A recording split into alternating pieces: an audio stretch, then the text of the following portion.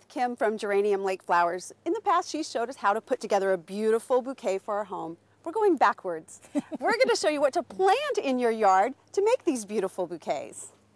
Okay, so I picked some things already because I wanted to get started to make a fabulous bouquet for you. But I have a few things.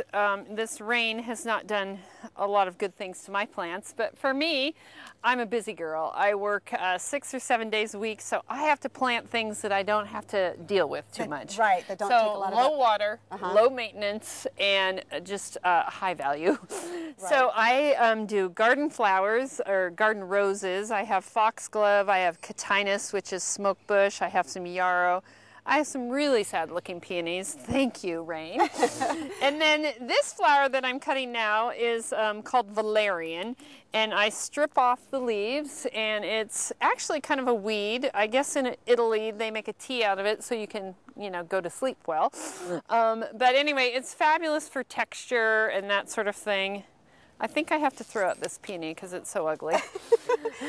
and you have to count on that when you grow your own plants and flowers. Yeah, and every morning I get up and I pick at least 30 to 40 stems, and this was one you already put in, right? Yeah, that's a really pretty, and I plant, for me, because I'm a florist, I plant the stuff that doesn't ship and that are difficult to grow.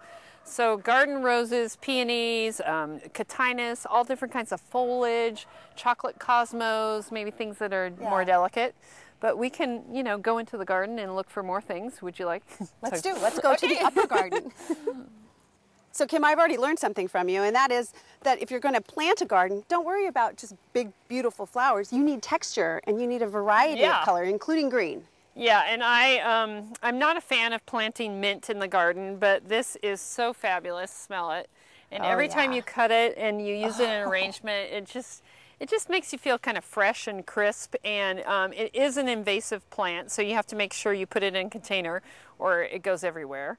But it sure gives it a bright green texture. Now, the first thing I notice up here in this upper garden is the hazelnut shells. What's up with that? Well, I did a wedding once for a woman who was kind of a master gardener, and I saw these hazelnut shells, and I'm like, oh, I love that. And because I have dogs and kids and teenagers, and I'm busy, and I'm always stomping around, you know, picking things, it adds a great texture.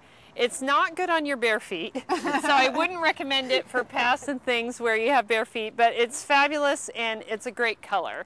And you can buy these at a garden center? 70s. Now, you said you had a chocolate cosmo for me up here. I do. It's actually right behind us. It's not quite out yet. It's not a real cosmo. It's a flower. It's a flower, and it doesn't look like anything, but it's one of those ones that is kind of a hard one to ship. But anyway, it's a fabulous one. And then here, let's pick a little lavender. Some lavender. You've got to have that in the bouquet, right? Yeah, it looks so pretty. It has a really cool kind of purple color.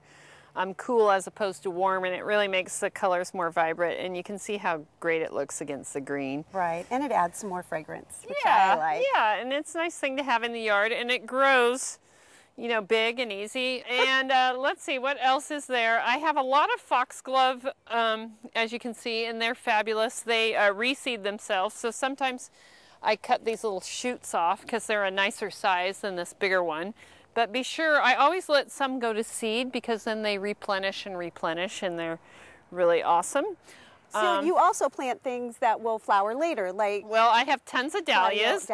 Yeah, I have some of the kind of annuals I don't really plant. I planted some unusual herbs this year, like purple basil and globe basil and spicy basil, and things that you wouldn't think of being in a flower shop. But they really add a lot of texture. I have like 6 blueberry bushes in here. I always pick blueberries off the vine. And you put those in your bouquets? Yeah, it looks so good. And the other thing that I do, and I should tell the viewers at home, is plant extra cherry tomatoes, because you know how you can never eat those things? Yeah. But they look fabulous if they're kind of unripened, you know, like a little bit of red to green on a spray in the bouquet. That's really pretty. Great idea. That's another helpful hint. And I see something I want. I want that peony bud. Let's go get the peony.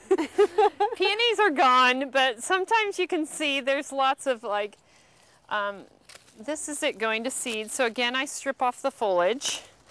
And this is just a weird textural thing, but it just adds a little difference in the bouquet. It looks like it's supposed to be there. It doesn't Yeah. look like something that's already I'm not bloomed. doing a fabulous job, but here, let me rearrange things. And you can do that. Yeah. You can do that. You can do that once you get inside. Sometimes what I do, if I had a really cool piece of raffia or antique ribbon, I would tie this up and I would leave this on your doorstep. So How here. nice. Happy oh my summer. gosh. If it would only get here. Perfect. Thanks, Kim. Thank you.